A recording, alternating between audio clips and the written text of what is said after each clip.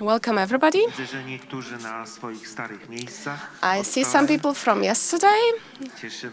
We're glad that you've come back and you are interested in the topics we're going to discuss today. Today's panel is going to be devoted to focus on social competences as the capital for young people for life, and I'm going to facilitate this panel. Hopefully this will be an enjoyable and interesting panel.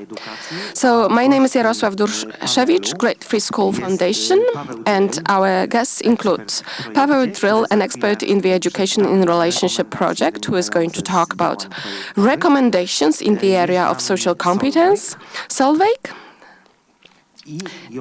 and Johanna, welcome. We also have here Wiesława Mitulska. You know her from yesterday's workshops. She is a teacher, an educator, and a trainer, and I really like the title of your presentation. Tier Rescue, Tier Ambulance, so Social Experience Lab. You're going to... It sounds mysterious, but who went to the workshops yesterday may know what it's going to be about. Małgorzata Zachajczuk, a teacher at the elementary school in Zamość, and she's going to talk about social competency in practice.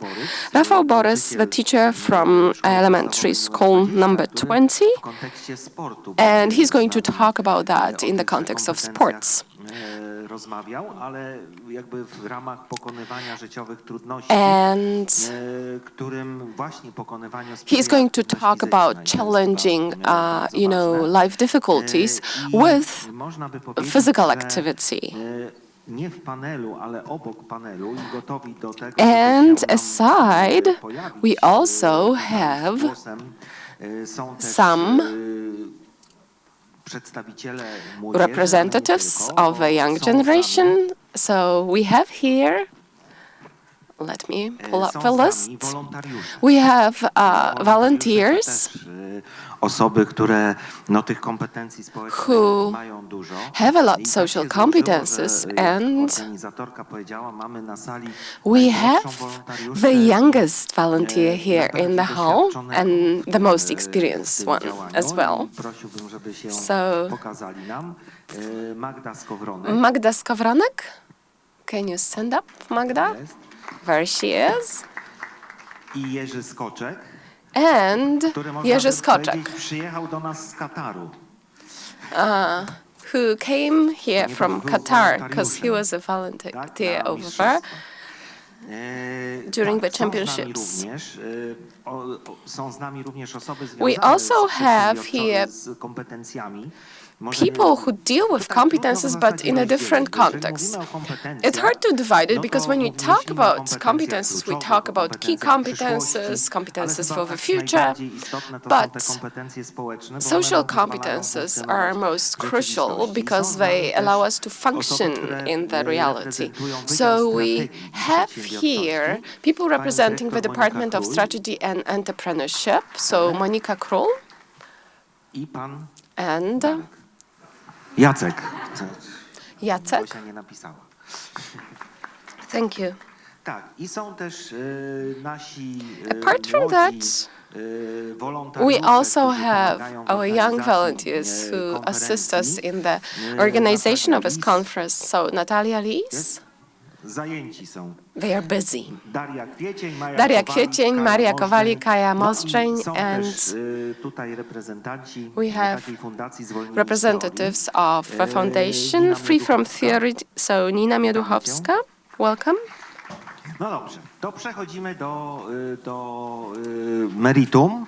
Paweł, oddajemy głos. So, let's begin our panel. Paweł, the floor is yours. Thank you very much. I'm stressed out and honored because I'm going to talk to teachers, so people who have devoted a large part of their lives for work with youngsters, with youth, and I'm also talking to the parents. They were here yesterday, and they are an important part of relations in school. And I'm really happy there are young people here as well.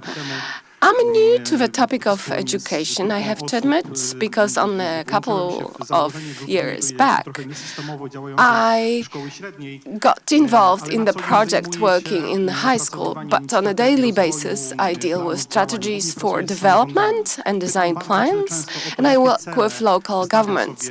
So oftentimes I ask what kind of goals the entity I work with has or wants to have. So let's start with a question about goals. Why do we teach? What's the goal of functioning of our schools? But I'm not going to ask you this question. I asked such a question 2 weeks ago at one of the workshops in a middle-sized city. And there was silence in answer. Nobody answered me. So I was looking for answers at the websites of Lublin elementary schools. There are statutes, regulations, profiles, goals, mission, vision, and we can identify those goals based on that. So complete comprehensive development of a pupil, students in all kinds of spheres, integrative development, including biological and cognitive development. The schools want to create optimal conditions for development of students in a friendly school, preparation for an active participation in a social life. None of the websites that I looked up, I found the sentence or a statement, the goal of our school is to prepare, is to achieve the best average result of final school exams. Ironically, excuse these words, we are working as if it was indeed the goal of our education. We are focusing on passing knowledge that, to a large extent, is going to be outdated very quickly. My wife, as a Polish teacher, warned me that if I ask this question, if I ask you, who remembers what a logarithm is? People, will not like me. And, if we go to more precise questions, right, we don't remember this from schools. The knowledge that we teach gets outdated very quickly. The information our students learn are useless very quickly. You'll meet your students in a few years' time, for example, meeting them as your neighbors in the streets, right? And they won't remember those details. But there are certain resources that has to be taught. Auto-presentation, motivation, presentation in front of others, being assertive, communicative skills that are very important. Or problem-solving, conflict-solving. We will all face these situations. These competences won't disappear. And they are social competences. And I know because we've conducted research on that. There is a lot of chaos or disorder, when we talk about key competences, soft competences, etc. So competence combines 3 elements. I know what, so knowledge. I know how to implement this knowledge. And in addition, I have the attitude that shows that I want to use this knowledge and skills. And social competence can be called a competence that allows us to react to different situations happening in reaction to other people, an individual or a group of people. Psychologists call them interpersonal skills. Sociologists, say that social competences are at the foundation for the creation of modern society. If we don't have it, we won't be able to create such a society.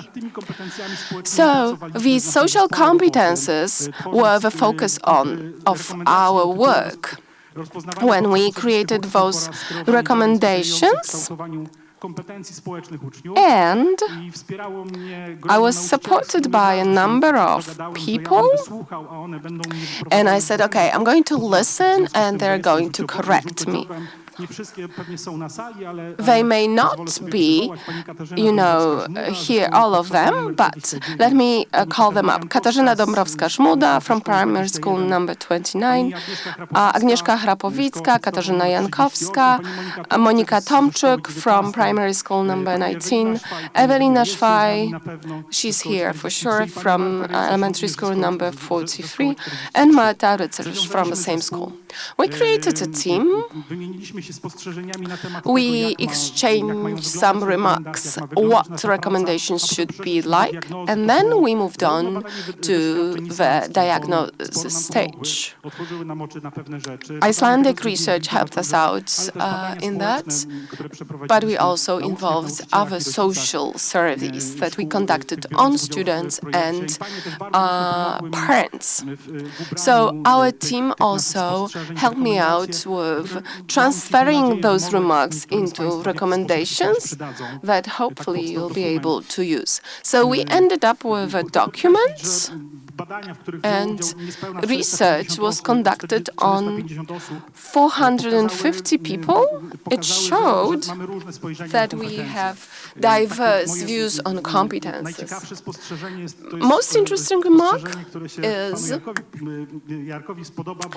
that students ask, what motivates them for work, and it's important for parents. The best motivation for them to learn is praising by the parent or the teacher, someone who is close to them. So there's a huge gap between what we think and what it is in reality. Conclusions? Doing research, we did research in the last stages of elementary education. That's the first stage. And there is a long way in front of us. In the first grades of elementary schools, I may say that Polish schools are similar to other schools, for example, in Iceland. So the countries we look up to, we work with similar methods, we use similar tools, but later on, something bad happens. Our students feel go through two shocks. Fourth grade with lots of tests, more difficult homeworks, and then 6th, 7th grades or 7th grades when they learn that the goal of their lives is to pass the exam, because everything depends on that, where they go to high school, how they're going to be perceived by their friends, others. The results of the school will depend on that. So these are those two shocks. So those later grades are much more difficult. And here I may say that we are still at a loss of what the goal of education should be. What is it that bothers us? When we ask teachers what they should have to work better on competences, on social competences, curriculum, this is always an excuse. We need to do this because we need to cover the core curriculum, so there's no time for attractive classes. It's ironic what I'm saying, right? But you know how it works. Then career guidance, counseling, it is not attractive. There is no personal relation between the counselor, advisor, and the person who comes over to look for a career path. So teachers who work with students on a daily basis are not involved in that, which is also a problem, an issue. Oftentimes it's a boring tale, what you can choose from, what kind of career path you may have. And the final problem, lack of tools, instruments. We won't admit that, but if we put side to side an HR expert from a corporation and a teacher, there is a huge gap. We don't know how to identify those competences, what tools to use. These are objective lacks that are an obstacle to work efficiently. on social competences. What's the effects? In Lublin, in the school that we established, we have entry exam that covers the teachers get a spontaneous task. It's similar, to free from theory, etc. So a task, group task, and they need to deal with that. And you can see immediately that social competences level is very, very diverse. We may say a lot about the school based on the behavior of candidates. We may talk a lot about their class, and these problems are also noted later on. 3 years ago, there was research conducted on business sector workers, IT, for example, workers, tax advisors. The question was how the school helped you in gaining competences needed for you. The results? Terrible. 2/3 of them, school and university, college, did not develop any competences of group work, leadership, etc. The same is said by employers, particularly those from abroad. Looking at our candidates, they say there is no social competences. And without social communication, it's hard to establish a family, live in a society, enter any social groups. It is said that 1/10 of us has huge problems to deal with, daily problems. The more problems we have, the more difficult it is to show those competences and find a place in the society. I deal with business, I deal with education, but out of numerous places that I hear from, I hear that social competences are competences for the future. It may not be seen that much in Poland now. In Germany, it is, and France, it is already there. It's 80%. In Great Britain, 86%, and in the US, 90%. So it's not enough to declare that we know how to work in a group, but the candidates will be verified. They will go through personality tests that will check out whether they have those competences. They will be also verified at work. Without those competences, we may be replaced by AI and machines. So what are our recommendations? What do we recommend? So, 4 recommendations, and I want to show them to you. The first one, prepare for change. Start talking about it. Start talk about social competences that should be the goal developed on its own. It's not something additional that will, for example, propose some additional methods of teamwork. It should be a goal of its own. Then adjust your pace. Don't rush. Choose or pick the elements that can be implemented in school. Build a team, divide roles, find leaders, set goals, educate, talk with parents, talk with teachers. The second recommendation is to create a collaborative environment. Our system is based on accomplishments, individual accomplishments. We appreciate individual accomplishments. All kinds of contests actually appreciate individual successes. I need to be better than others. The teachers get some extra money for, tests or contests winners. It's not teachers who create friendly atmosphere that get those additional extra money. The ranks usually focus on the averages. So the environment doesn't encourage us to cooperate. So let's find out, and here I would refer to the municipal office, let's call experiments, conduct experiments, knowing that, within the next 2-3 years, there may be some problems, but the effects may be incredible.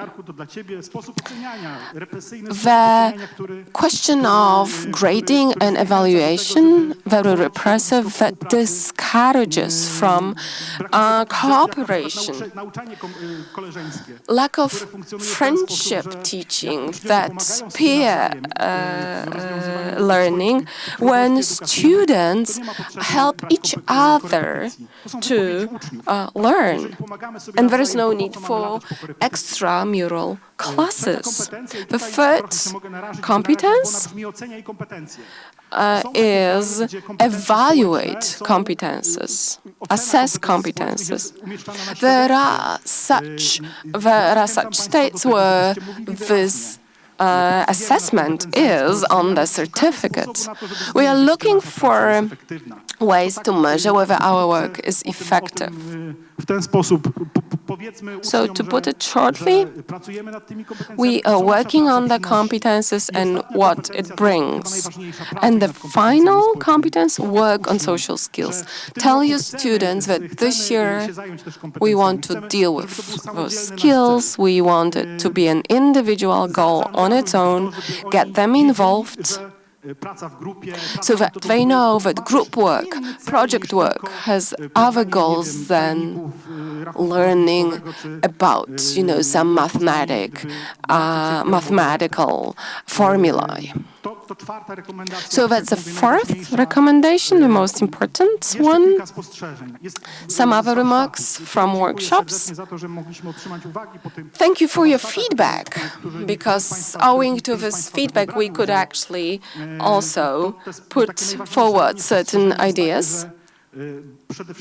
First of all, we are afraid to evaluate competences because we look at behaviors and attitudes. If you behave in a way like that, it may show that your competence is developed to such and such extent. But we have tools, we have instruments, they are available online, and I would encourage you to do that. Anybody can do it, any teacher can do it. You don't need special, additional courses. So that's this first conclusion. I'm really glad that some of you were able to take part in that. And you can also take a look at those recommendations. And yesterday, during one of the presentations, there was a slide with, growing leaves. It's plagiarism. I'm saying the same, what was said on this presentation. When we devote attention to something, it's going to grow and develop and grow mature. It's going to bear fruit. It's not that we need to implement huge plans immediately. We can do it incrementally, step by step. Thank you very much. Thank you very much. You did not look stressed out. You could see passion in what you were saying. What I'm talking about is important. Thank you, Paweł, for that. Not bad with time-wise. A lot of those recommendations that you mentioned, 4 recommendations that you talked about, can be addressed here without changing anything apart from our way of thinking and action. Because it's enough to have a look at the law, educational law. It is friendly towards such actions. For example, goals. We have a problem with the goal of work, we don't know what the goal of school is. Tutaj jest bardzo, bardzo ważne, że można. And it is Represyjny system oceniania, od tego zacznę, bo jak important to inaczej. that we can Przecież nie musimy introduce oceniać changes. stopniem. Repressive system Nie of musimy. evaluation, Prawo we oświatowe don't nam have tego to nie give nakazuje. grades. Możemy The wystawiać law jedną does ocenę not w ciągu roku. require us to do I it. to możemy. I We may wiele only szkół, give w tym szkoła one realna w grade per Lublinie, year. tak robi. And many schools actually switch to that, like the Jest real wiele school szkół, in które to Lublin. robią. They are Więc already jest giving dobry only one przykład, z grade którego throughout the można whole year. korzystać. So it's a good example that you can take advantage of. Mamy też We also have zespoły. Nauczyciele teams, pracują zespołowo. teachers work in Wystarczy teams. przemodelować pracę zespołową It's i enough już to będzie remodel this group dobrze. Ale work, trzeba to zrobić.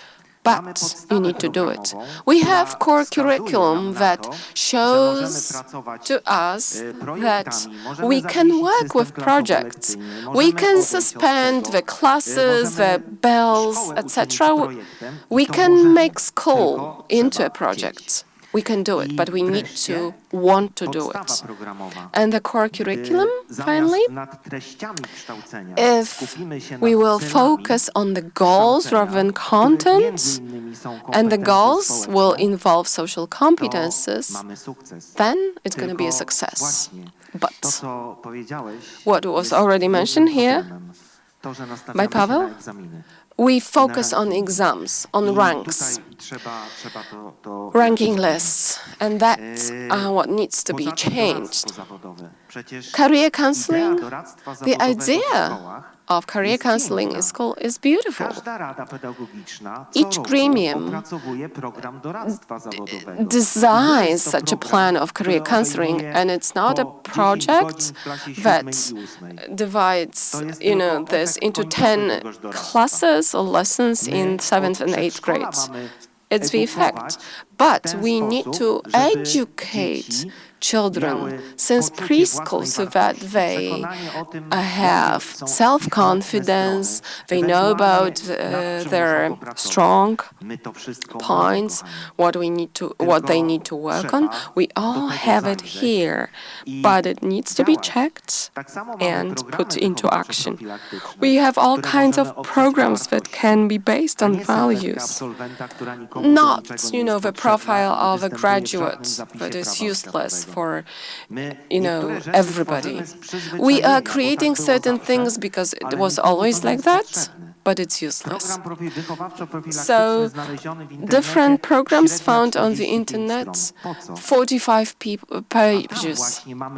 What for? And here there should be values that we work on, that we have everything. And before I give the mic to our subsequent speakers, I would want to talk a little bit more about social competences. There are a lot of skills. For example, advising others, group work, teamwork, using body language, instructing others, not manipulating, leadership, intercultural competences, compromises, motivating others, support of your colleagues, implementing techniques of asking questions, passing knowledge about facts, addressing listeners, accepting constructive criticism, convincing others. These are just, a few. Isn't it similar to our daily lives? If we make school do it, prepare for life, and it's going to be its goal, I think it's going to be good. Questions? Jarek, I cannot agree with you. School doesn't prepare for life. School is life. Yeah, sorry, that was my mistake.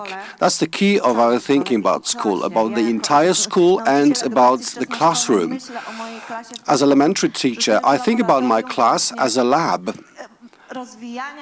for developing and testing social competencies. The same about school. We can create a safe environment for kids. They make mistakes, let them learn from mistakes, let them leave school looking up, looking boldly ahead. This is our goal. our graduates must be able to handle life effectively. That's the point. Well, indeed, school is not supposed to teach you life, it is life. But for some, school is next to life. I mean, there is test, a chapter, a book to read, homework. It's like a side effect of life. I also disagree partly with you. There's one thing I disagree with, and it's not simple to introduce all these changes. I'd like you to hear it. I can't believe that Lublin, a place like Lublin, university city, there are no people, there are no individuals who wouldn't like to have a different school, to have better school. But we get discouraged very often that they say, well, you can change everything at school. Okay, but we can't make it quick. We have to adjust the pace of change. Don't just, start a revolution right away. Changes are within reach, and take advantage of changes, and don't be negative about doing too much, because sometimes you want to do too much and we get discouraged. So adjust the pace of change. Well, of course, it doesn't happen overnight. Change doesn't happen overnight. If we say, let's forget about grades, such a process takes even up to 3 years. If you want to change school culture or organizational culture, it's also a process. You need to be prepared for that. If you want to do it right away, you will fail. Well, I agree and disagree at the same time. Let me put it like this. We have heard so many interesting thoughts here, ideas, and there's so much to be done. So we can feel overwhelmed at some point. But yesterday, the young man yesterday said an interesting thing, and he's somewhere around here. And he said something like, let's start tomorrow. Let's take the first step tomorrow. Like, why don't we start from ourselves? Everyone here can start with changing something small in their work, in their daily work, because I have a very practical approach to social competence. And basically, I have a practical approach to everything. And I can tell you it takes time, but the first step is ours. I realized yesterday that I realized I wanted to stop giving grades. And, well, it didn't just happen yesterday. It had been going on in me. I had been considering it for many years, thinking whether grades are necessary. What do they give the students? So after a couple of years of experimenting with gradeless or grade-free class, my students stopped asking me, what's my grade? What grade do I deserve? They don't ask these questions anymore. So they would rather say, what are my results, what are the effects? Because if you get a very good grade, people or students believe they know all. If they don't give a grade, but they just get feedback, they have motivation to do more. And speaking about values, thinking about school program, and just think about when you last worked on such a program, educational or prophylaxis or preventive program at school. When I came to work at school 20 plus years ago, I thought that learning was the most important thing, and education or upbringing is something extra. And now, after 25 years, I believe it's not true. Education, upbringing is the priority, and learning comes along. And during our workshop, we had people who came together, like-minded people, who started to work about such a program, educational program for school based on values. And we developed a base, a foundation for something extra, something that would prioritize also social competence. And when I was thinking about this meeting, I asked myself, what can be like something like the very gist of social competence? And I think about the word together. Do things together. Teachers, pupils, parents. Yes, and we had this word together yesterday. Our friends from Iceland spoke about students and parents having influence over school or school program, and this together certainly helps shape social competence. What do you say to it?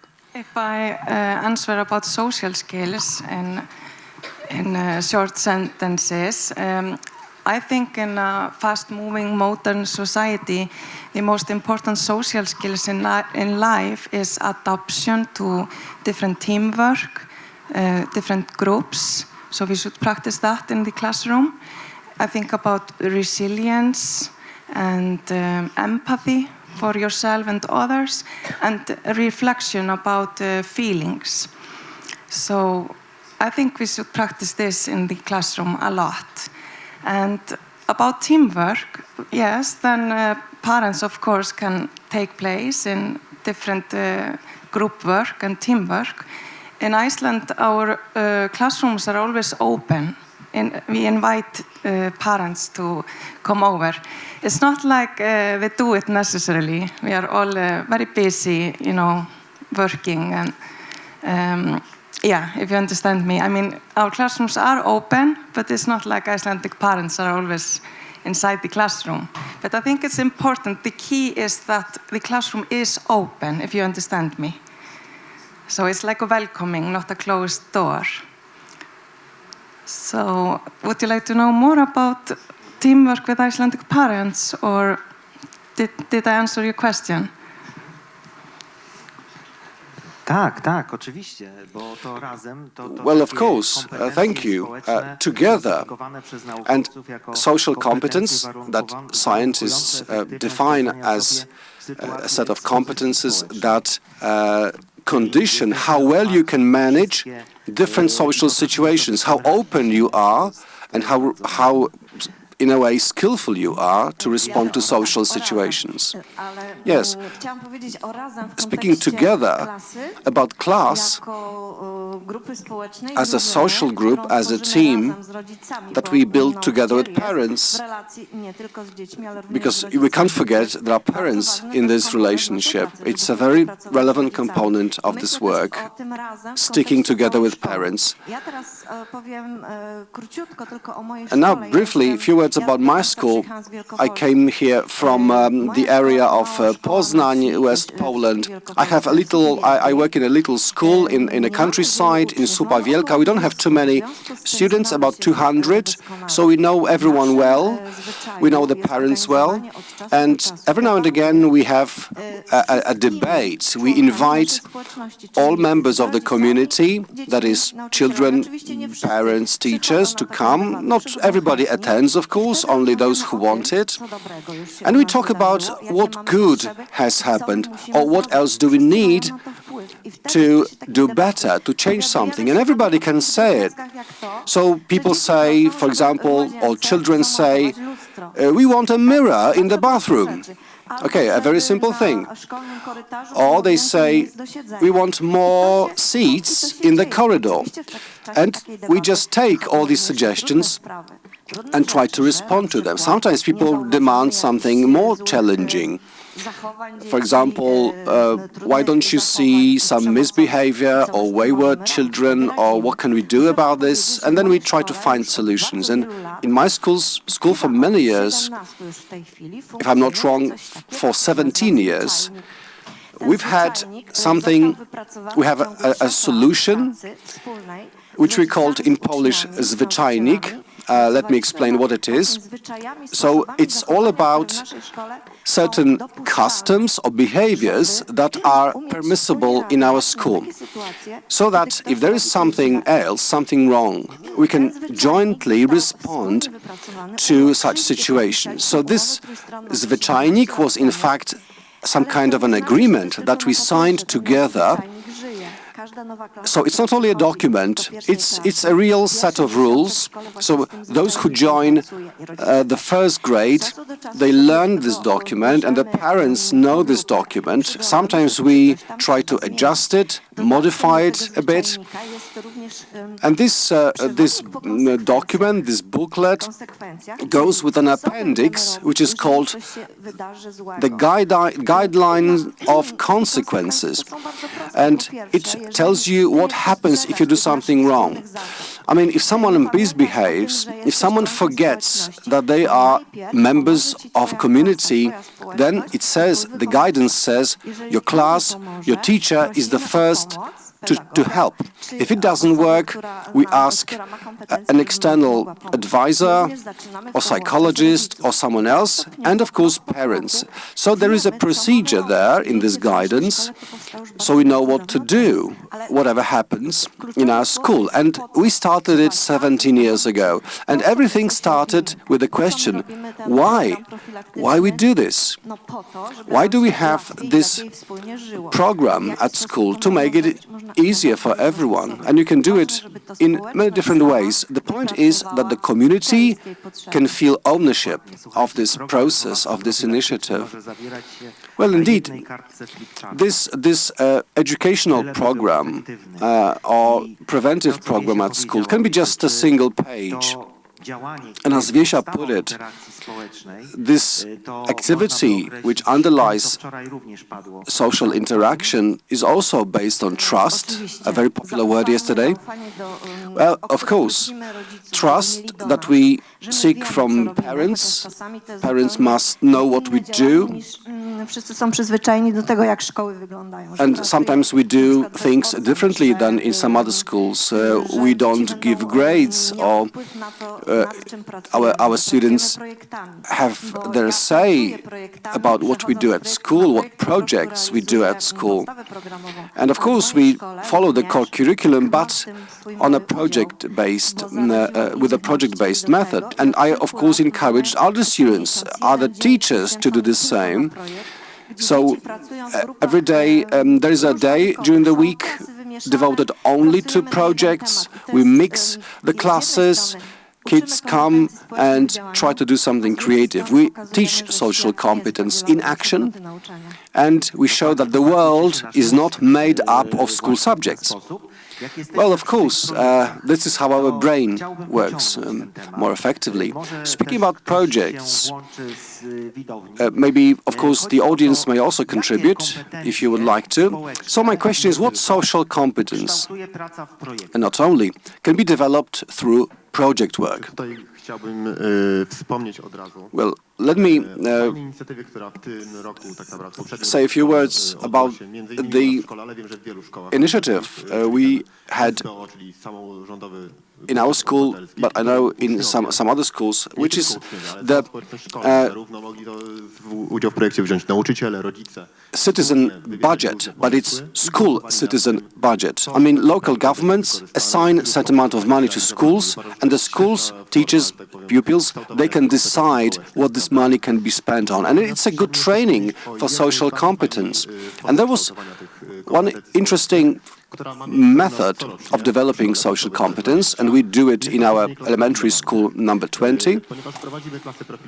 We have the so-called profiled schools, sports schools. We have wrestling specialization, among other things. So we do a tournament once a year in our school, and it's a great form of developing social competence because the teachers come with students and they simply support their own athletes.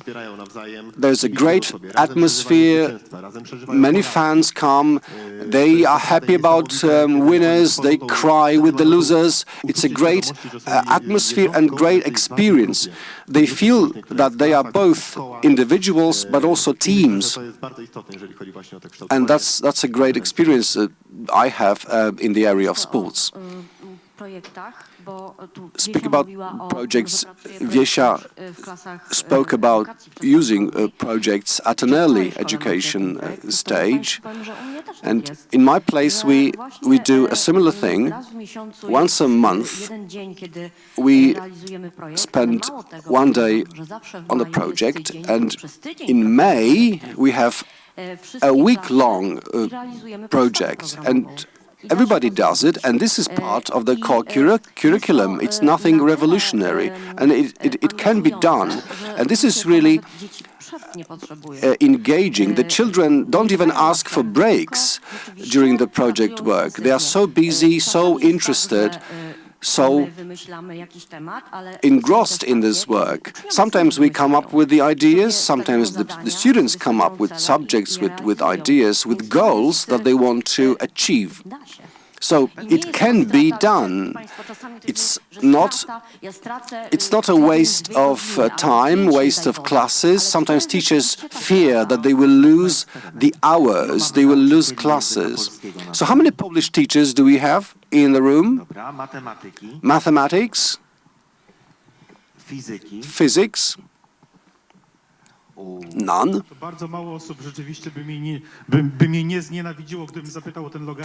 So I asked that question about logarithm. I can see we didn't have any response. So geography teachers, biology, nature, history. All right. So now each of you just imagine that the topic of the month in your class is salt, or I don't know, jeans, or the subject of the month is for example, waste. So think about your subjects and what your subjects can contribute to a school project about waste or a school project about salt. So if we put this together, combine it with the core curriculum and translate it into specific tasks, you will see you can do it. The same in my place. Every month we did a project that covered all components from the core curriculum. Going back to your question about social competence that can be developed through projects, putting the core curriculum aside for a moment, what I like is the Dalton's plan and the pillars of the Dalton's plan. Self-reliance, reflection, responsibility, cooperation. This is something you can do in projects. If you would like to hear about a project I did with the third graders, we diagnosed a problem in our class that not all children can multiply well, or can use gry, które będą rozwijały tę umiejętność, same je wykonały, a to były cudne... Can use a multiplication table effectively. So the children themselves designed certain mathematical problems to help other students to use a multiplication table effectively. So we started with design thinking as the leading method. So we imagined who the addressee of the method is, and the kids said, let's have girls do it for the boys and the other way around. And the boys said, no, we would like to do it differently because we learn differently than girls. So they created some games, they played those games to practice multiplication, but at some point things slowed down and the kids said, something's not right here. We keep playing, but some learn and some don't. So the kids invented another approach. they said, why don't we have coaches like in sport? So the class selected coaches and players or athletes in a sense. So they created teams, one coach and a few athletes. And in these smaller teams, they started to learn from each other. Someone asked this question before, what do we do about peer-to-peer learning? And those kids were coming in the morning, and the coaches had different puzzles, games or tasks for their own people, for their own players. And after 2 weeks, we had a look at the effects, and I was really moved when children started to thank one another. They said, "Thank you, my class coach, for preparing me so well." And the coach said, "Thank you, my team, for accepting my criticism, for learning so hard." It was beautiful to see the third graders doing so well through this project work, as in a lab. Well, of course, if you give the children the sense of agency, the sense of ownership, this will work wonders. You have to be bold enough to do it in your class. And, of course, don't be afraid to overcome stereotypes about the school program. And going back to what Pavel said earlier, that schools sometimes miss well-defined goals. But if we imagine that the goals are self-reliance, reflection, cooperation, responsibility, these are great goals, these are great values that you can build an entire system on. And you know, they invented it 100 years ago. I want to give some answers about the Dalton plan. I like it a lot, and I think it's a great ideology. But as long as the Dalton plan, growth mindset is a great tool, because growth mindset boosts the self-esteem of every child.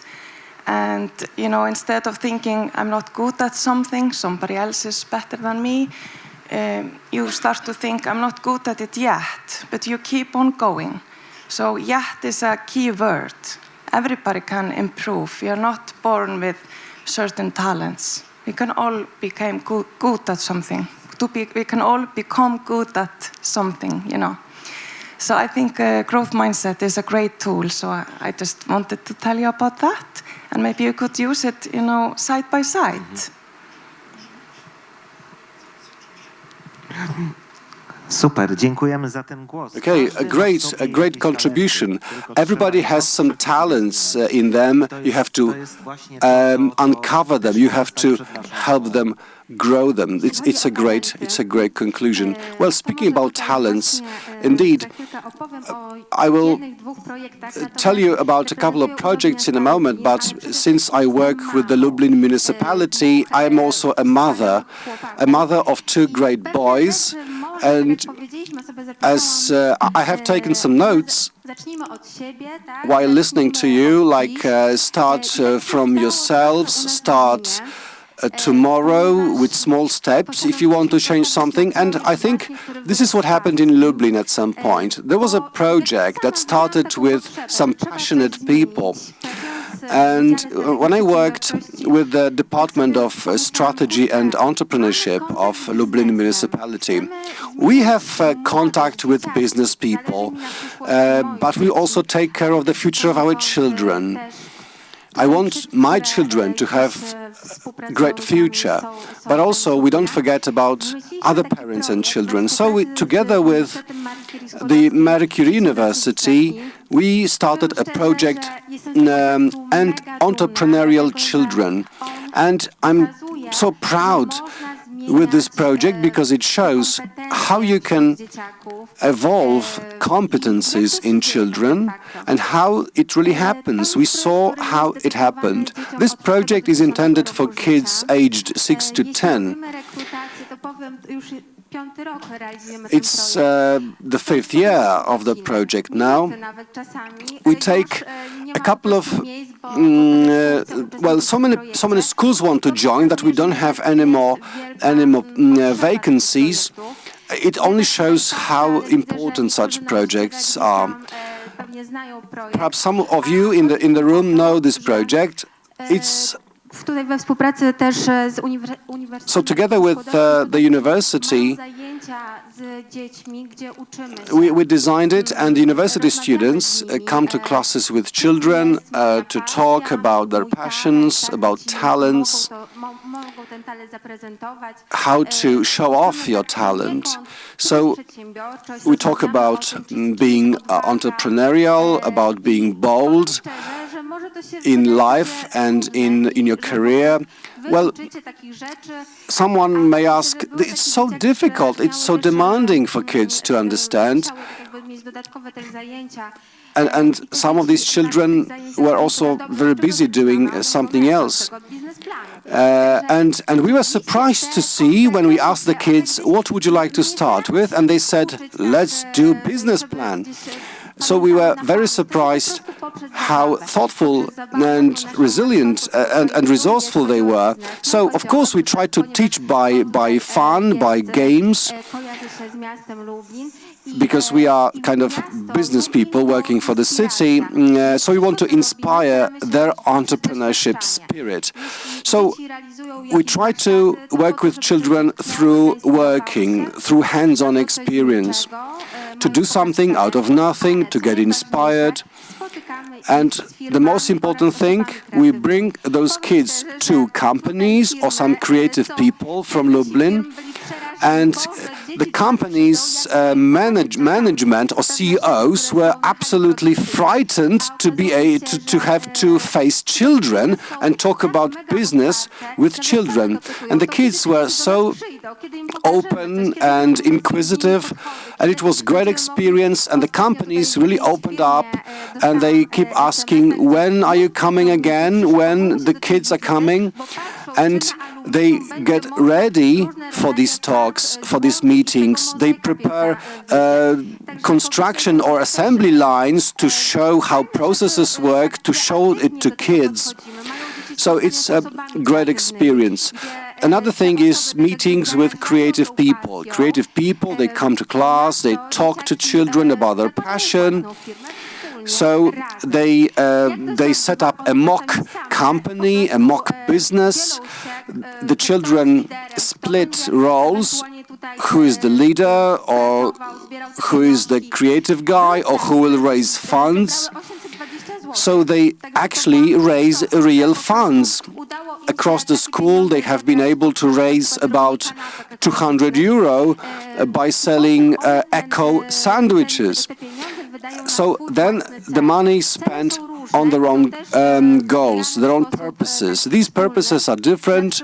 There is a democratic choice of the purpose. Sometimes it's for charity. Sometimes animal shelter. So in this project we also included a spatial component concerning changes to space. So, of course, it's sometimes a bit complicated to involve more schools, but we can work with individual schools more effectively. This spatial change aspect is about how to remodel, how to change school space, to create some resting places or fun zones. I know that you are going to talk about this today, about spaces at school, but this is also part of our entrepreneurial kids project. And one more thing, the Ukrainian city of Łódź also watched our project, and we are launching it in March in Łódź. And the project has also been awarded the European Award of Entrepreneurship Promotion. And we got nominated in some other contests. So it was just some modest beginning. I hope more projects will come up because we have more ideas in our department. Because when the project started, many other schools started to ask, can we have it? Can we do it? So we started to scale up to entrepreneurial youth. So we went up from elementary school to high school, and we actually have one participant of this project in the room. So this entrepreneurial youth is another project we started. We have Pupil of the Future. I have the whole list here. You can have a look at this. And very final project I wanted to share with you. It's called Match. We run it in our department, but it combines creative stuff with business, and this combination is something you will hear about from Małgosia in a moment. Małgosia works with this project. We invite students of creative subjects to come and design real projects for real business. These projects are assessed by companies and they can be implemented later on. And some have already been implemented.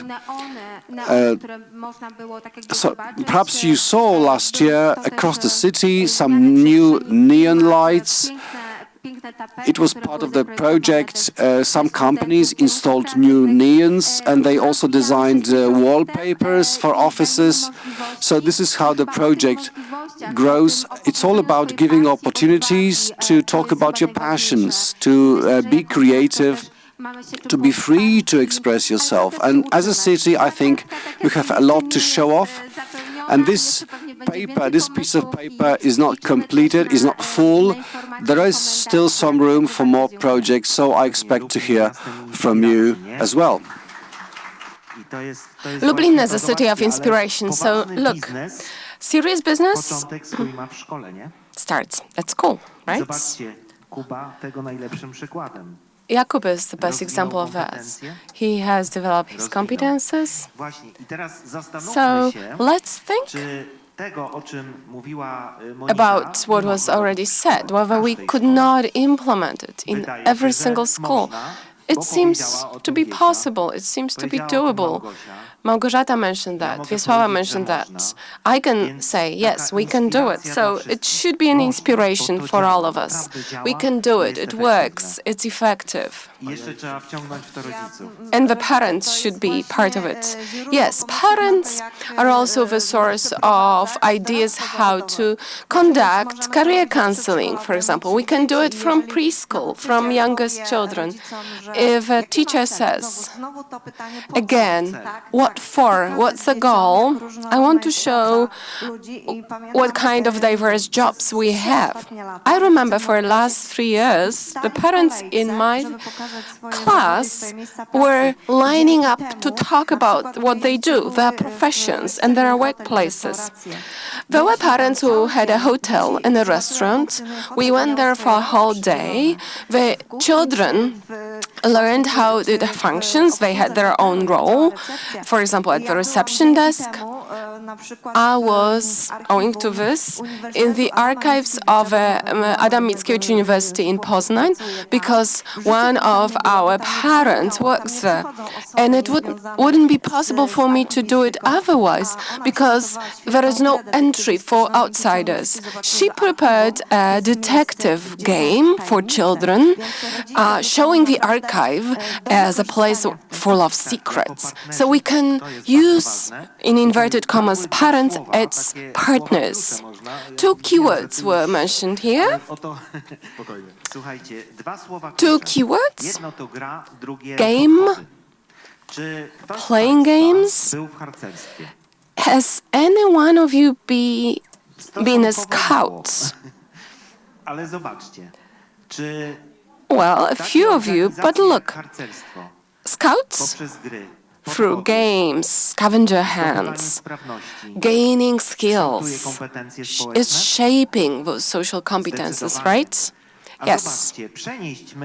Let's transfer this methodology to school. We have it. It's at hand. It's our resource. We know how to do it. In my school, I tried to introduce, instead of grades, skills, like, scout skills. When people gain those competences based on curriculum, of course, and how many social skills they learn in the meantime. Just to add up, I wanted to mention that all those social competences are being shaped by us, even if we are unaware of that. And that's very crucial because, once again, I've learned how important physical activity is and physical education classes. You may agree or disagree with me, but as far as social competences are concerned, physical education is the most important school subject.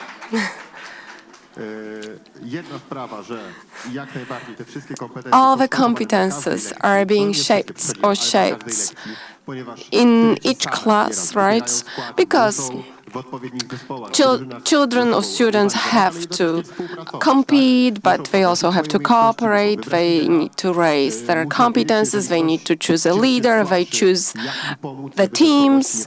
They need to help those who are a little bit weaker so that it doesn't influence, the score. So it all is shaping those competences. And we often forget about that. And referring to what Wiesława mentioned, in our school, that is very specific, let's put it that way, had a huge problem with cooperation with parents due to the fact that our students, I don't like the word pathology, but are oftentimes children from families with problems, alcohol, violence, family violence, and physical activity and sport is a way out for them, the only way for them to this is like, to build their capital for life. It's an investment for life for them.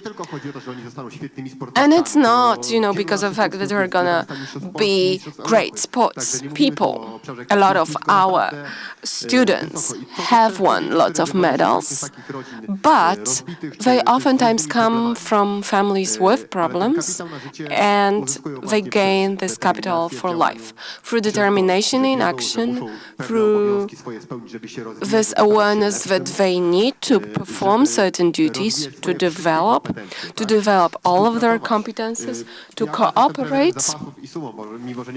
I'm the wrestler coach and sumo coach, even though I may not look like that. And what's important, these are individual sports, and you would think that in an individual sport, it's enough to work on your own, right? Practice on your own, where you can gain scores. It's true about athletics, swimming. But competition generates best scores. And in martial arms sports, so any sports of this category, even though they are individual sports, if I don't have a co-partner for practice, I'm not going to be able to develop. I have to cooperate. Practicing with one person only, I won't be prepared for competition, for fighting with others. So I have to compete and cooperate at the same time on the mat. And one more aspect that I want to mention, one more factor that I want to mention pertaining to physical activity and social competences. It's interesting. I don't know if you know, but physical education classes are very specific, and it's probably the only class where you need to change your clothes. So even this thing, changing your clothes, right? Isn't it a social competence? They are together in the cloakroom, they change it, they are not silent, right? They talk about it, they discuss, they talk about, for example, classes, teachers, they wonder what the physical education is gonna be, what's gonna be on the test from Polish. They talk to each other in this cloakroom. And I think that these are just those tiny little things, but that should be noticed.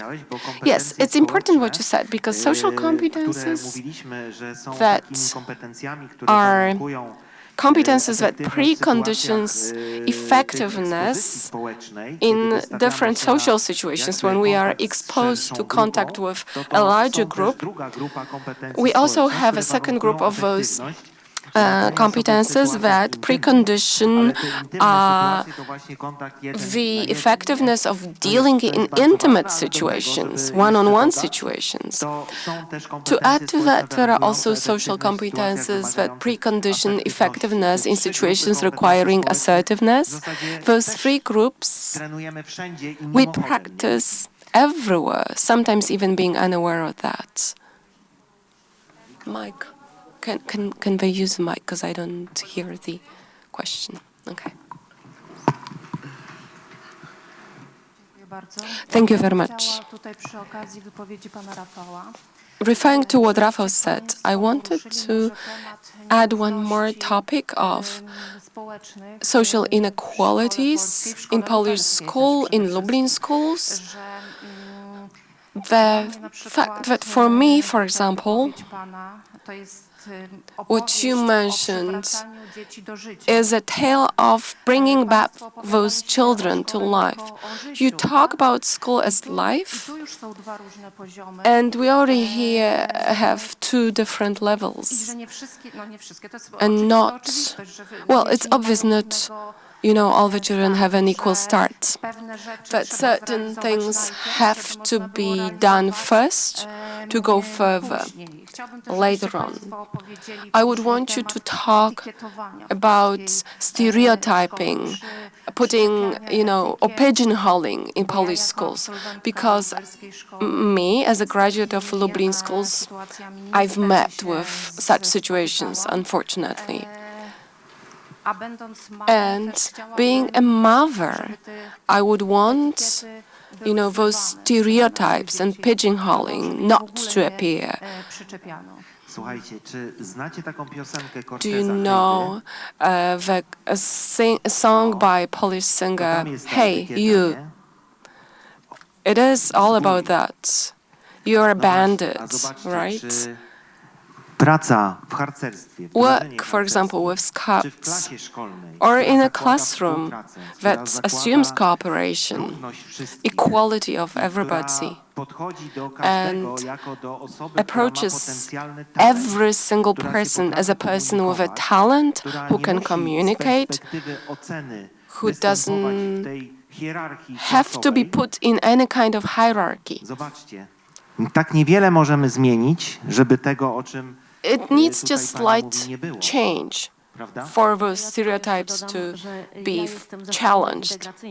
I come from an integrative school. And again, it's another pigeonhole or category, and I understand what you talk about. And there is a lot of things we talk about, but it's even hard, what you want to add. But I thought about, when we talk about competences, we talk that we teach students, but what needs to be emphasized is something that was already mentioned yesterday, that social skills and competences is a dialogue, building relationships between teachers and students, not only between students and students, but between teachers and students, between teachers and parents. All that is related to the question of dialogue. We often don't have this dialogue. We think as teachers that certain things are obvious, and parents, for example, don't know that. They don't know what our goals are. And maybe that leads to misunderstandings or certain expectations, or what we call high or exaggerated expectations of parents. We often talk, at parents-teachers meetings when we talk at them. So maybe we should change that. We should meet individually and, talk about individual situations. Jarek talked about it yesterday.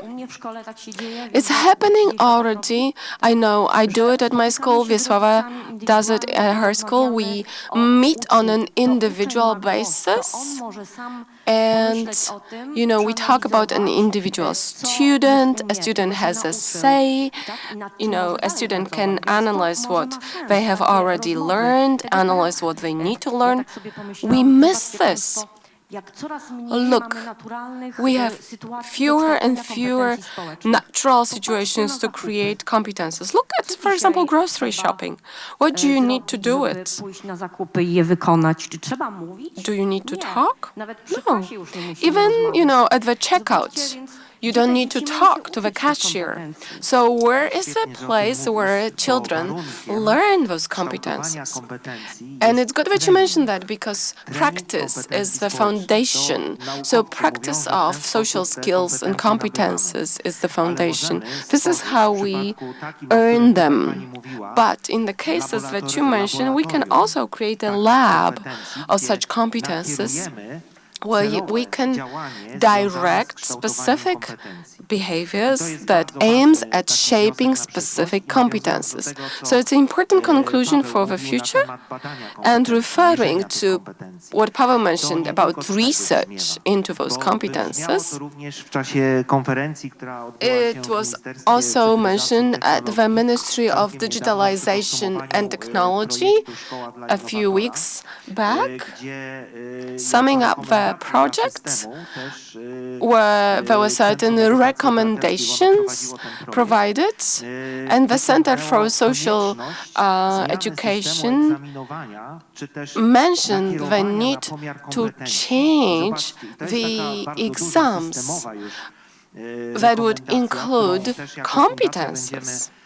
So it's an important turning point to get rid of the exams that don't check anything and change it with measurement of competences. I would want to be assertive and get a mic. There is a lot of ideas, and I want to thank you for, evoking the question of parents, because they are an important link. Let's talk about students with parents and students, so that they are all together, that it's a common work. Social skills are shaped in practice. And Rafał said, physical education is the most important class as far as social competences are concerned. For us, who are responsible for educational system in Poland, we should be ashamed. Why? Sports has its own rules, regulations. It's relatively uncomplicated, and in our classes that we teach, we have an opportunity to create a much more diverse environment where we will be able to practice social competences. Therefore, sport is very important, and if in Polish practice the best space for developing social competences, physical education classes are most important, so we should be ashamed that we can't implement it in other classes. We should be ashamed.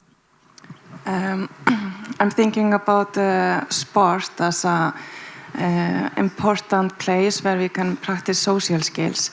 But I do agree with you, really, from the heart. But it doesn't need to be sport necessary. It can be just the movement where a child can just move and discover and to be curious.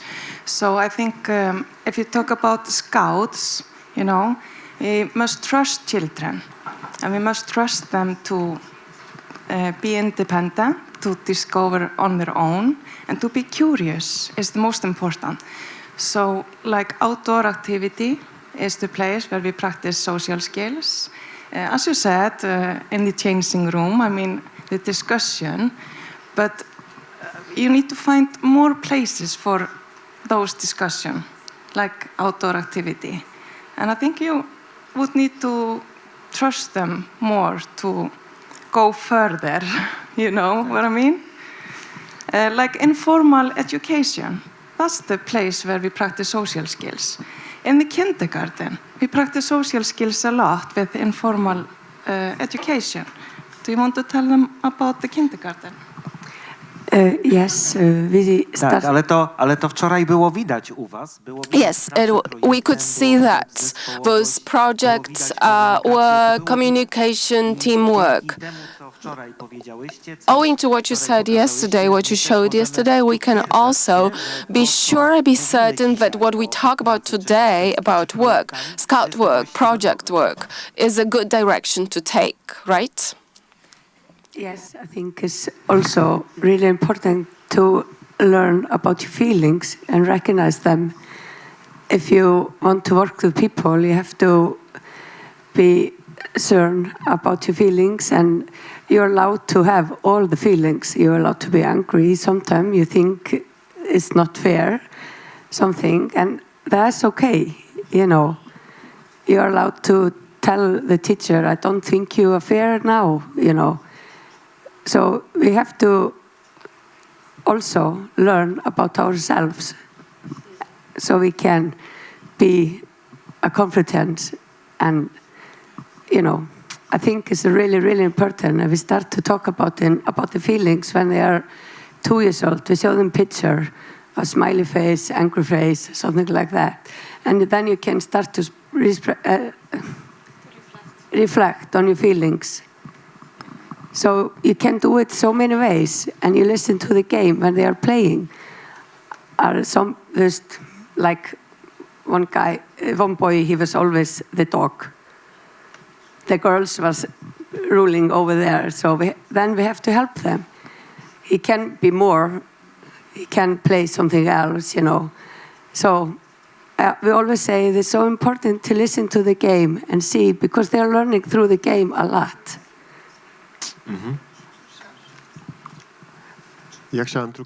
I wanted to add an idea that came to my mind. Emotions and feelings are creating our social skills, and we need to remember that. We need to take it into account. I wanted to get the young people involved, but okay, let's...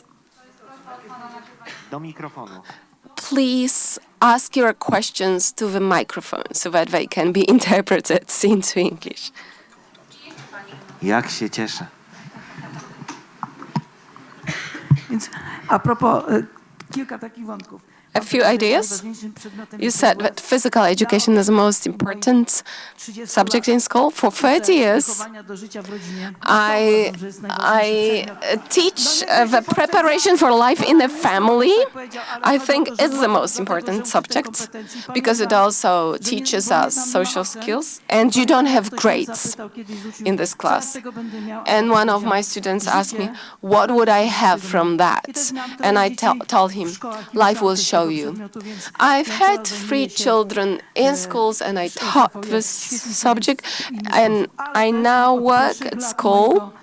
But from the beginning, I also work as a social worker. But I also dealt with students, governments.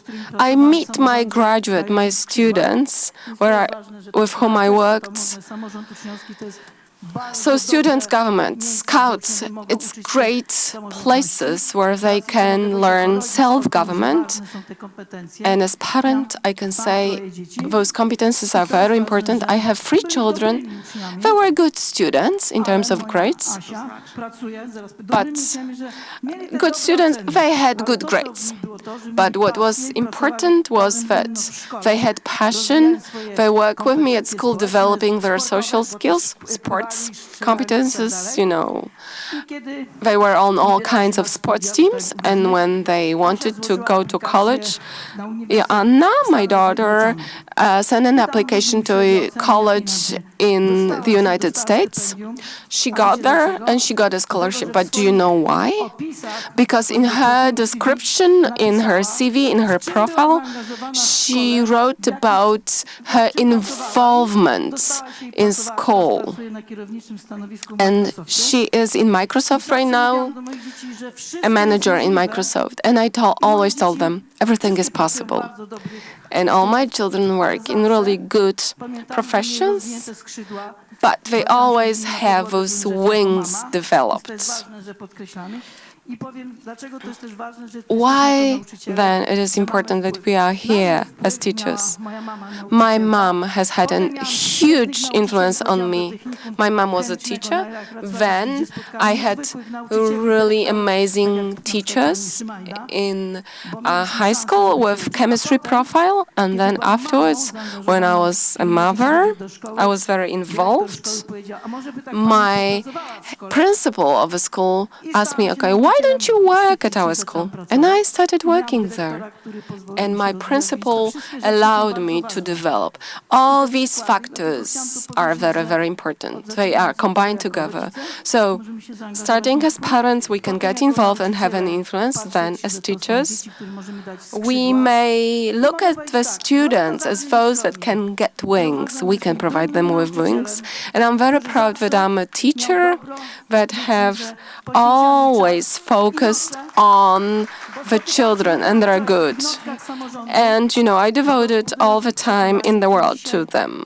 I met with them in different circumstances.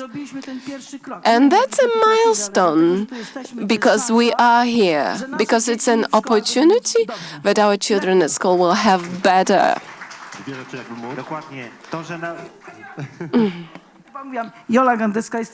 Jolanta Gandecka. I work at primary school number 16. Sorry. Knowledge on the society class, history. No, I just wanted to say about labels and stereotyping. In this project that we've been conducting, there is a component where you are allowed to show your passion and talents. And the child prepares for that with their parents. They can talk about themselves, about their passions, talents, their favorite animal, etc., if they don't want to talk about themselves, right? And it's, they have to present themselves. They need to combat stress. And one of the children was sitting somewhere in the corner. And I asked the teacher, when is he going to come up to the floor? And the teacher said, don't, touch, in inverted commas, this child. This is what the child is like. This was an integration class, etc. And we came up to this child and we asked him about, his passion or a favorite teddy bear. And the child came up to the floor. And what happened? This child, the teacher was in shock. So she already put a label on this child. He is from this class, he won't come up to the floor, he won't have a courage, right? And I think that we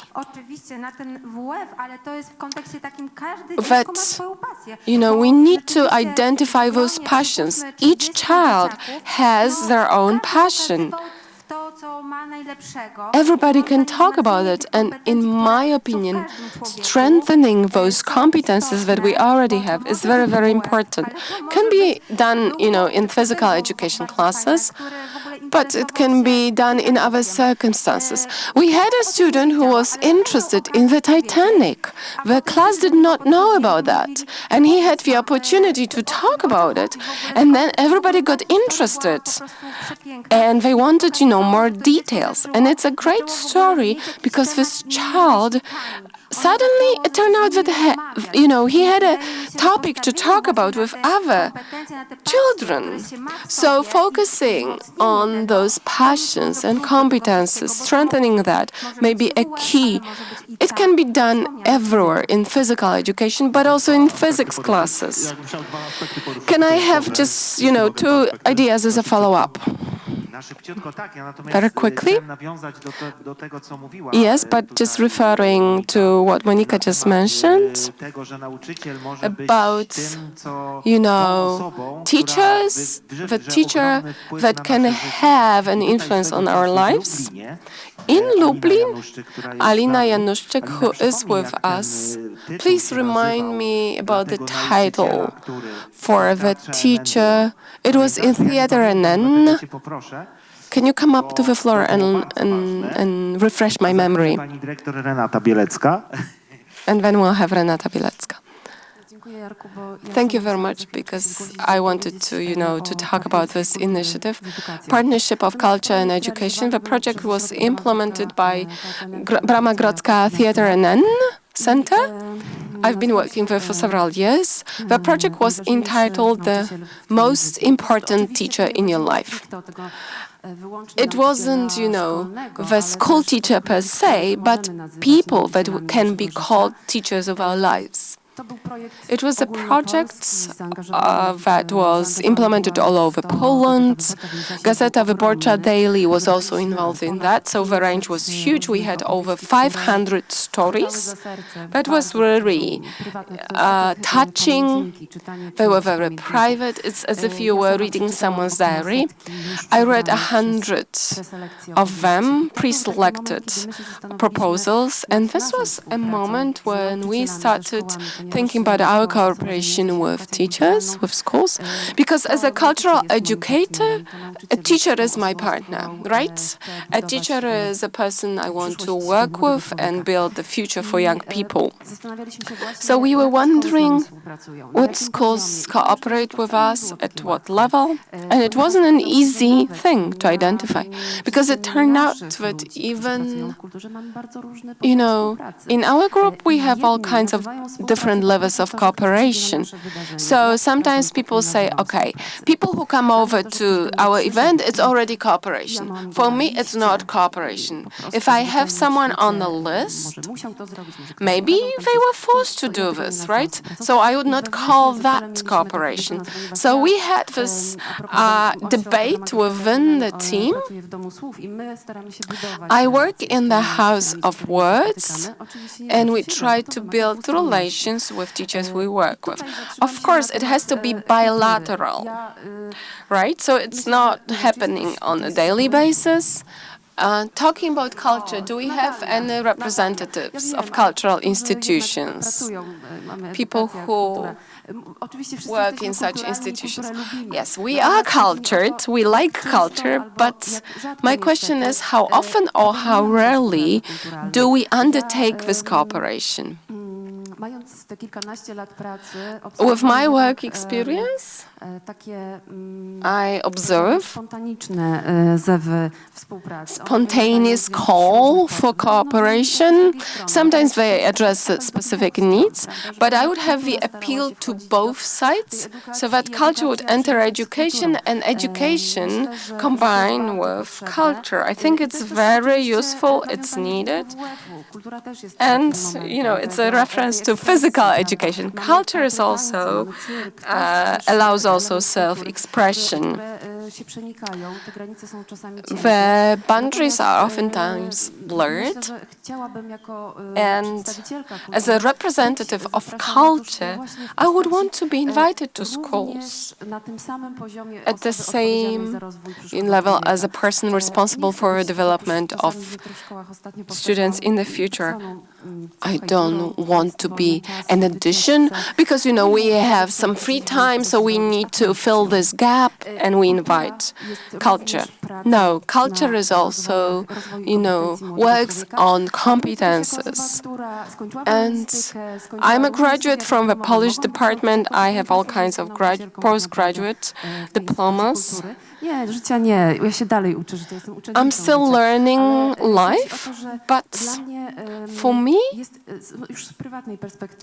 even from the personal perspective, it's fantastic that I can be a teacher, in different circumstances. So don't forget about culture.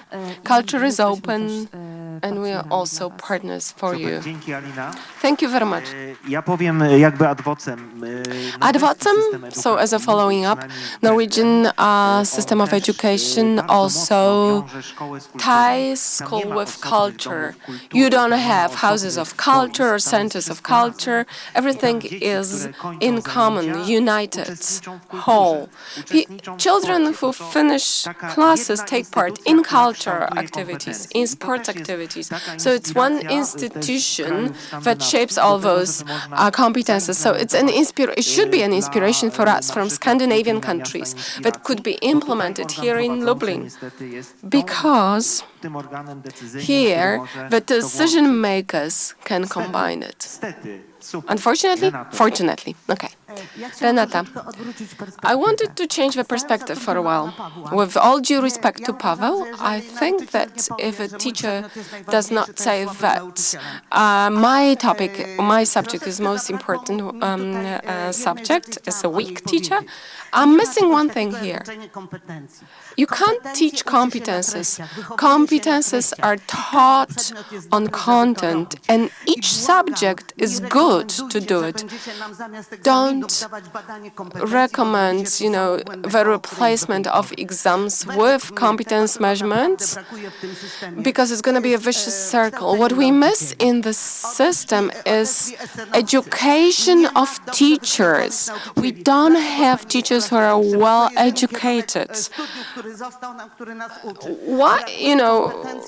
We miss methodological competences, methodology of work with students. We miss that. And as far as culture, yes, culture is a foundation, and we don't teach children culture, and we don't teach them, this all over the world. We're gonna have children who will be too simplistic, don't translate it, but if we pay teachers the same money as the money paid to the cleaner, we're gonna ruin the whole system. Because it's really easy to ruin everything, but to rebuild it, it's really, really hard, and it's a hard work. You are here, but you're selected. You came to this conference because you're doing, so it's like preaching to the crowd. Most of the teachers are not here because they are too tired, they don't have resources, or they don't care. I'm sorry for this bitterness, but this is how I feel. I think, we won't have emotions anymore. Well, let me say a few words. I want to follow up on this. When I heard about grading competence, this is something bad I heard before. Children are in a process. We can try to measure competences for ourselves, for teachers to be able to respond somehow to it by arranging a new task or a new challenge. But if we grade children's competences openly, we will kill the spirit of this process. Well, we spoke about measuring competence not in terms of grading, but in terms of being able to see them. But the point is to depart from exams, knowledge or content exams, because they ruin the system, in my opinion.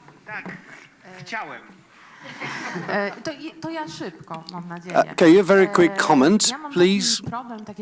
I have a question or problem that I can put on the table here.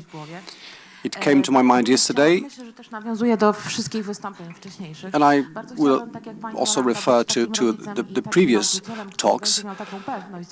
I'd like to be like Jolanta, a teacher and parent who is certain that they do everything right. But now I'm also a teacher and mother. I have a very small child, 3 months old, so I know what is important. I know that competencies are important, but I'm not the only one, perhaps, who has certain doubts whether I have these competences myself, because I was never taught them. So I'd like to speak on behalf of teachers, but also parents who don't have competence, And well, children watch us, children follow us. So where do we find help? Where do we find tools to be able to learn competencies ourselves as teachers and parents, so that we can feel really self-assured in what we provide? Well, I can answer right away. Look, in contemporary world, we have tools. We have groups, we have networking, we have Facebook groups, people addressing specific problems. You just go there and look. If you want to change, if you want to grow, the internet is an open university. You will find knowledge, you will find people who can help you answer questions. But of course, you have to search wise. Well, Renata, certainly we agree about the training of teachers, because university trains only subject-oriented people and not people who have competence to lead a team or lead a class or communicate effectively. And this is the pain of the system.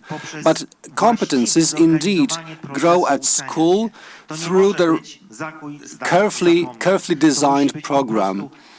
It's not just learn and forget, but there should be a process resting on cooperation, on mutual learning, and processes that are simply part of a modern educational system, knowledge-based system about how we learn, how we acquire knowledge. I just don't say anything, something. You never are finished learning about yourself. It's a process growing all life long. So we have to be open. We are allowed to make mistake. Nobody is perfect teacher or perfect parents. No such is in the world, you know. So there is a growing process, and everybody learning every day. I am learning. Everybody is learning. You know, we don't are born with something. You know, we have to learn. Like we learn to read and walk. It's a process. It's a process to life. So.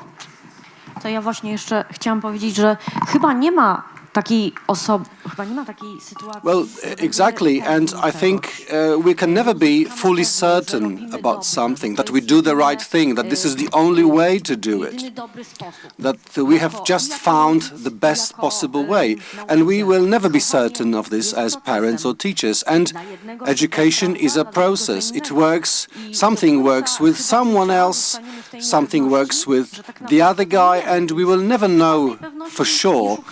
So perhaps we should not look for this certainty at all cost. Perhaps we should rely on learning, we should develop ourselves. There are so many possibilities to do it.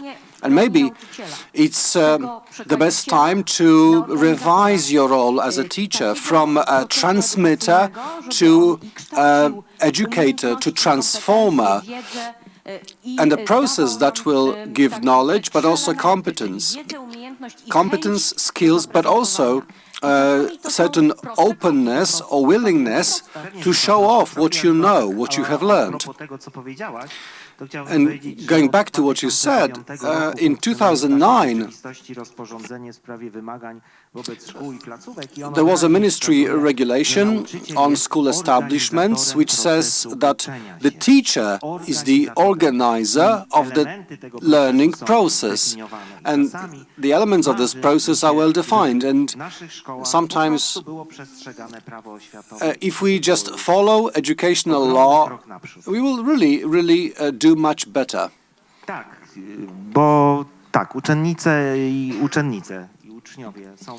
Yes, because students are important, and I would like to ask them about how they learn social competence at school.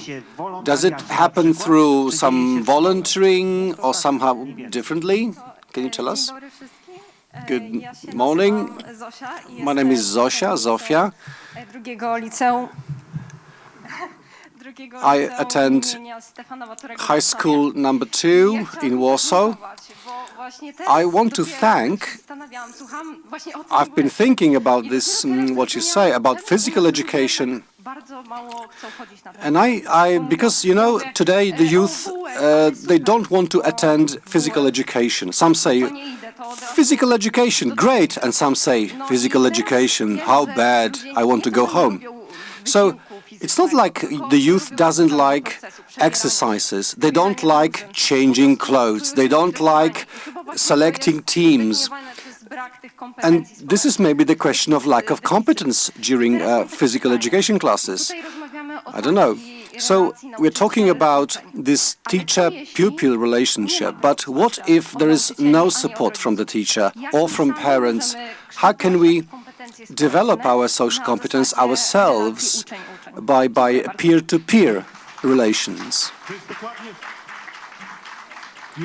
Well, great. Yes, you do. You do develop. If there is some vacuum, this vacuum is filled.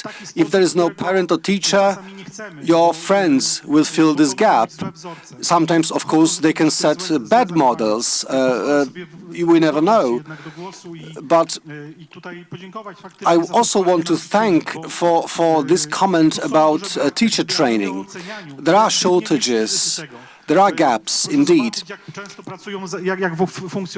Look at the so-called classwork or teamwork works. Sometimes teachers use it as a way to just go through the lesson and take some rest. So the teacher would often leave the kids working alone in groups and do something else sitting at a desk without actually motivating or supporting the groups. So when speaking about grading, I mean something like talk to your kid, talk to your pupil, tell them where they have made progress.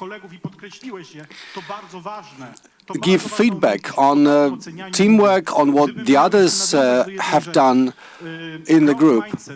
Growth mindset, it's a very popular slogan, popular catchphrase we hear from our Icelandic colleagues. And Jola here has just said, I trust everything can be done, we can be successful. And the question of labeling that we should depart from. The young person should hear, you can do it. You can do it. Perhaps if you can't now, find another way. So we should really have the skill of speaking positive, of using positive words when giving feedback. So thanks to our Icelandic friends for keeping our focus on this growth mindset idea. Well, you have just said about that regulation of 2009, which clearly says so, to stress what the student has done well and what else they have to do better. It doesn't have to be in a written form. And referring to that opinion, I want to thank you, Zofia. You have just developed your social competences here in front of the room. You were brave enough to come here and ask a question to all these teachers sitting here. This is really great. And we were able to hear emotions in your voice, so congratulations for being so bold. And another thing, if we talk about peer-to-peer relations, we have to identify a certain pattern of someone who does certain things better. Find someone who is better than us and just learn from this person. If your parents or guardians cannot help you, you have to find models among your peers. In my school, and this is very well visible, sometimes parent support is missing. And then this responsibility for supporting pupils is with the teachers even more. I'm a sports coach, you know, and I'm just watching my telephone because my team is now in a tournament, wrestling tournament, in different parts of Poland because I live with this. I'm living with this, what they are doing, and what our friends from Iceland said. every child has a talent, hidden or not. We have to find it. We have to uncover this passion. We have to help the child grow this passion, and we have to see it. We have to appreciate this passion. Sometimes we fail to see it. And going back to labeling, labeling is, of course, very often negative. And I remember some of my wrestlers who were the most naughty children at school, always labeled as bad students, but through sports, by giving them an opportunity to develop their talents, they were able to grow into wonderful people. And sports really kept them going at school in this system. And the question of education and upbringing, that's another thing. Yesterday, when I was here and I was listening, I thought yesterday that today we will have 25% of the people from yesterday. So I thought, well, teachers, they have a day off, that's why they came. And today it's Saturday and the room is full. I'm so happy to see all of you coming back after yesterday. Well, the topic is relevant, I believe. That's why. Well, looking at the clock, this is 2 minutes left, if I'm not wrong. So let's wrap it up a bit. Or maybe we'll take a break in a moment. Oh, well, very good proposal from the room. Thank you. Well, many opinions, many words we've heard so far is kind of reflected in my school, but I work in a special school establishment. There is our students are children with mental disability. We don't have grades. We have kind of a descriptive assessment at the end of the year, and this assessment says what the child has achieved throughout the year.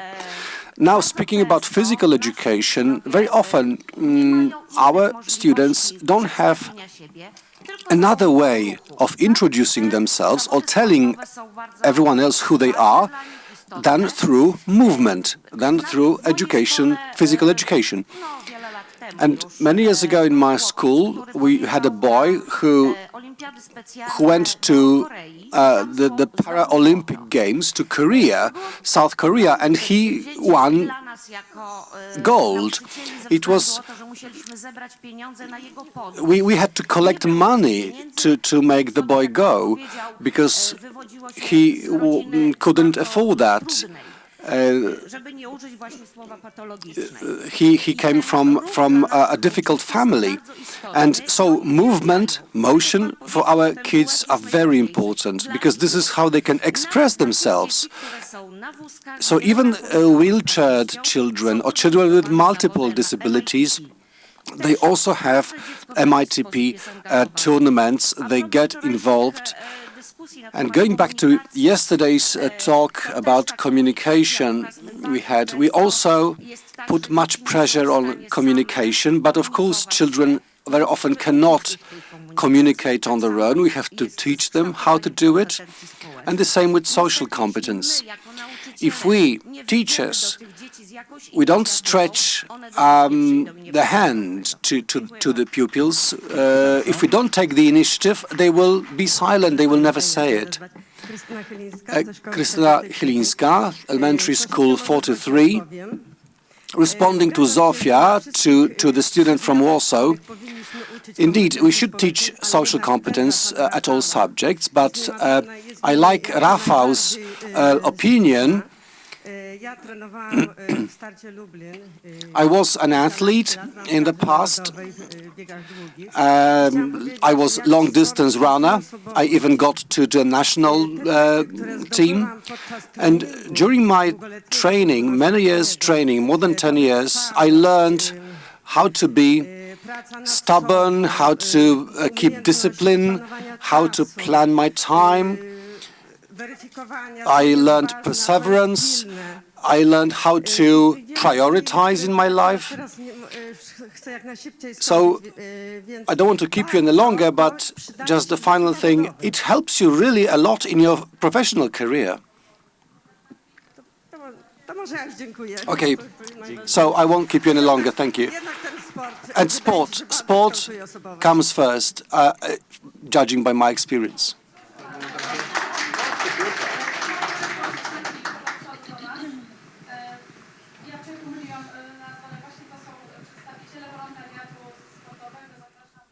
Okay, so we have our volunteers, the youngest and the oldest. Please speak to the microphone, Małgosia.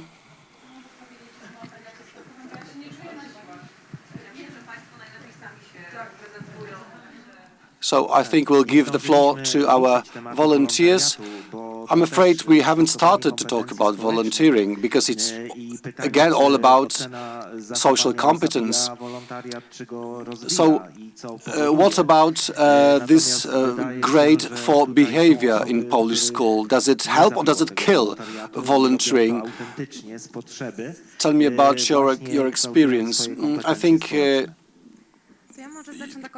do it. Yeah, let's start with where the idea for being a volunteer come from. In 2020, we got locked up at homes. I used to be a very active person playing sports, and when I had no more contact with people, I decided to change something in my life. I just found a website, a Facebook page of the Lublin municipality with some volunteering group, and I joined them. I joined first, I became a volunteer at some sports competition, and I started to work for people. It gave me a lot of pleasure, a lot of satisfaction, and I just got rid of monotony from my life. I found passion, and I got really so excited that when I entered university, I joined Academic Sports Association. I have many contacts, a great network of contacts, and I have learned many skills. I used to be very stressed or anxious when I had to talk to people, even over the phone. I don't have it anymore. And public speaking, I couldn't imagine speaking in public a couple of years ago. I'm doing much better now. Well, thank you. Well, this is a really high-level discussion, high-quality discussion, so I feel even more frightened to speak than an hour ago. And we have so many teachers here, so I feel like before an examination board. So sorry if I'm a bit messy. I started as a sports volunteer when I retired. We had a big event in Lublin, European Football Championship for players under 21, and this is when I joined the volunteering movement. Ever since I've been doing this, to my great satisfaction. I'm happy to help with sports events. I can see what happens on the backstage. I meet people with passion, with different interests.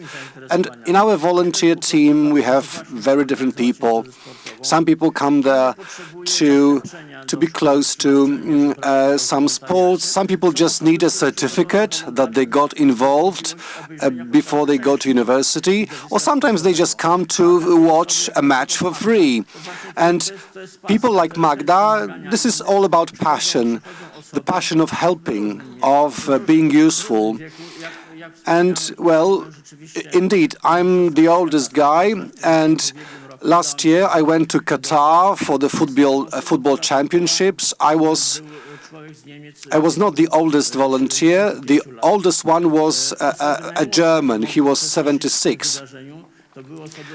And the youngest volunteers were 18. With small-scale sports events, we have even younger volunteers, 16 plus. And these people are usually very interested, very devoted to what they do. And many of them, a couple of years later, they go forward. I mean, they pursue the same passions or interests that they found during volunteering activities. I remember one high schooler, a great fan of football. He started as a volunteer. A couple of years later, he was a leader, volunteer, and at university, he was an assistant in a professional football team, and he was also an assistant in a female football team. And another colleague of ours, she was a volunteer in our team. Later on, she became a coordinator of the volunteering movement in Lublin. Now she's on the management board of the University Sports Association.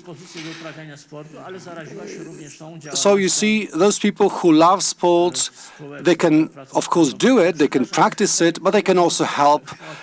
Sorry if I'm being too chaotic. Okay, that's fine. The most important message is those who want to be volunteers should do it, not to get references or certificate to show to teacher, but because of passion. Drodzy Państwo, ja przede wszystkim chciałam się Państwu przedstawić. Well, let me introduce myself, Monika Kwiatkowska. I'm a city councillor here in Lublin. I'm really happy to be here, but I'm sorry that there are not too many councillors here in this room. And I'm really sorry because most of you are teachers, I believe, and I'm really sorry that you are a very underestimated professional group. You did decide the lives of our children, and some of the pre-speakers spoke about how teachers can help the pupil stretch his or her wings, but they can also cut these wings. So you have great power to decide the future of children. My wings were cut many years ago in one of the Lublin high schools, and it was 30 years ago, and I still remember that. I remember that my wings were unfortunately cut when I was a teenager. So remember, although you are undersalaried and underappreciated somehow, you have a great power and you are more than needed. Well, hello again. I used to have different problems. I was called different names at school, but because I met great teachers who were able to harness me and my ideas, my crazy ideas and crazy initiatives, I am where I am. I know what I know, and I want to thank director from the boarding school number 2 and the other headmistress from high school number 23. Thank you for helping me become a better man, make me draw conclusions from my actions that were not always considered right. And speaking about growing competence, I think extracurricular classes, this is a great opportunity. I know it's not easy for some students to stay at school or go somewhere after school hours. It's not easy to reconcile school and extra school activities, but you can do it if you want it. Well, you can't be, and you don't have to be the best at every subject. And besides, the behavior grade in Poland, even if you have a bad grade, you can get promoted to another grade. This is not a problem in Poland. Perhaps you can talk about subject contests.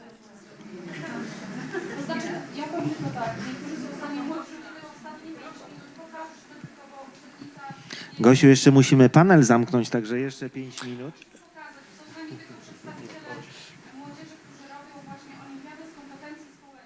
Sorry, I cannot hear this.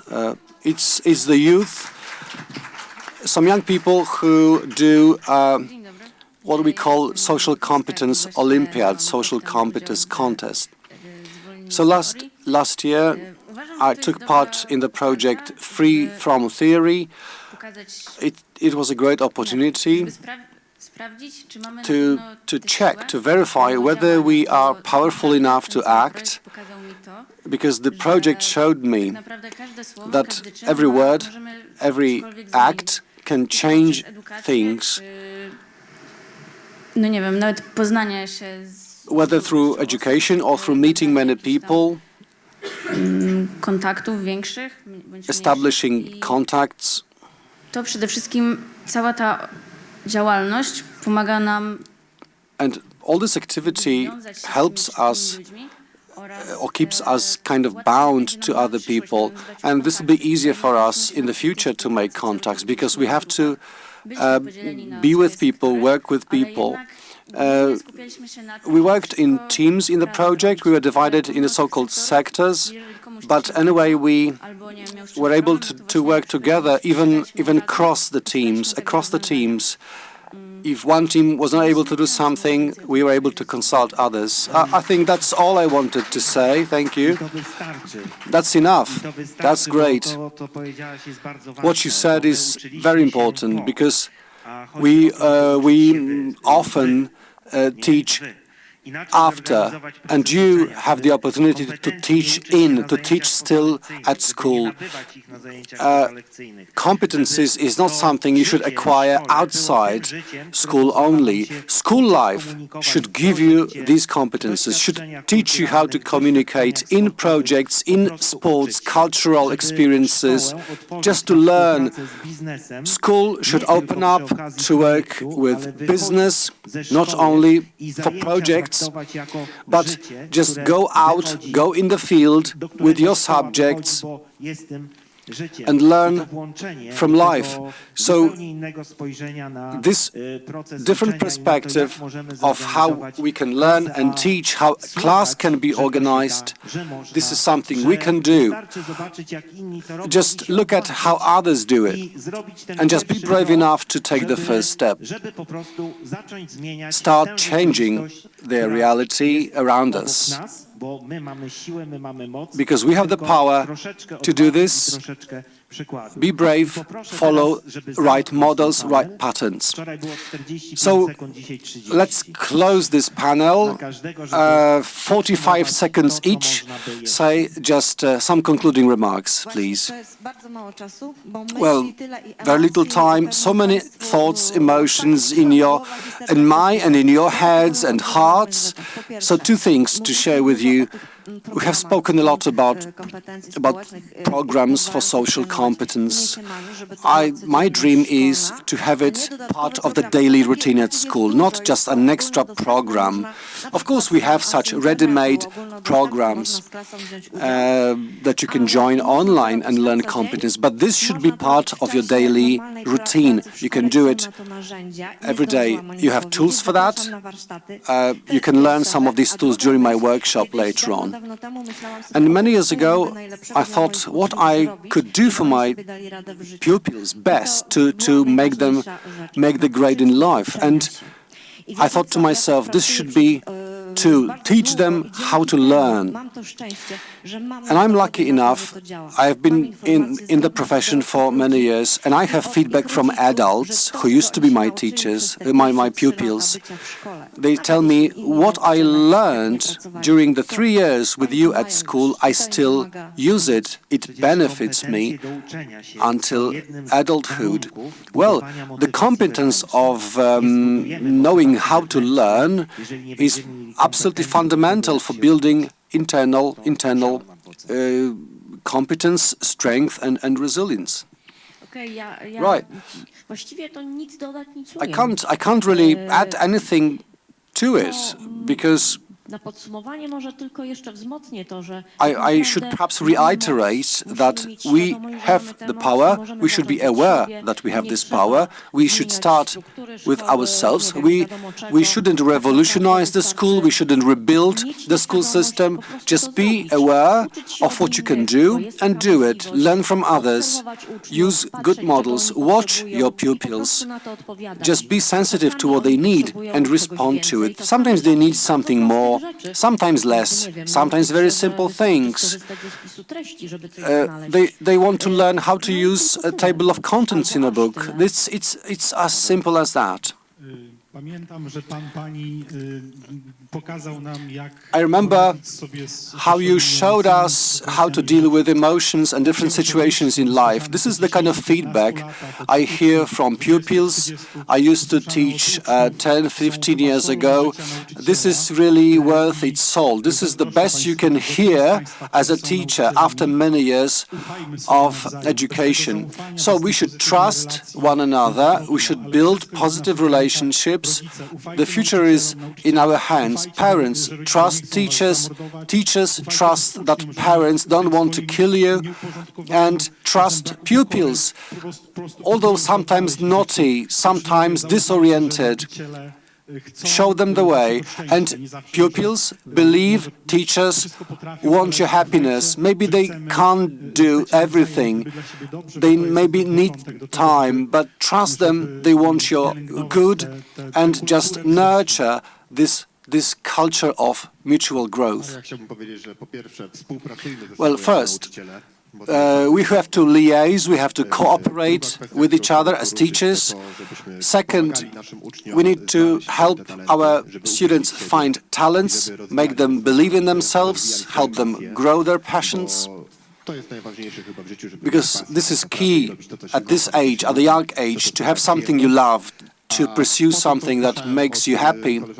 And what I heard about this girl from sports volunteering, I have this certainty that developing social competence is much more effective when you do something that you're good at, that you are passionate about, that makes you happy. So grow these competence among pupils by highlighting, developing their passions.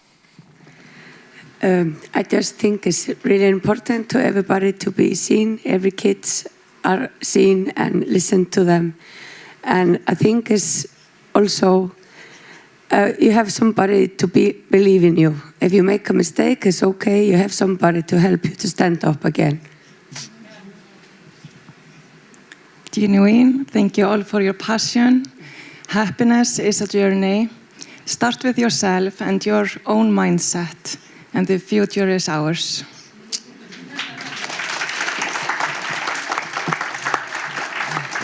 Byli z nami w panelu. Thank you very much for this final input. So let's close this panel. We had Solveig and Joanna from Dalskuli, Reykjavik. Thank you very much. We have with us Wiesława Mitulska, Małgorzata Zachajczuk, both teachers, Rafał Boryc from school number 20, and Paweł Dryl, the author of our recommendations. Thank you, Paweł. And Jarosław Durszewicz. I have moderated this panel, and I can say that Lublin must be a city of inspiration also in education, just to refer to the popular catchphrase of Lublin.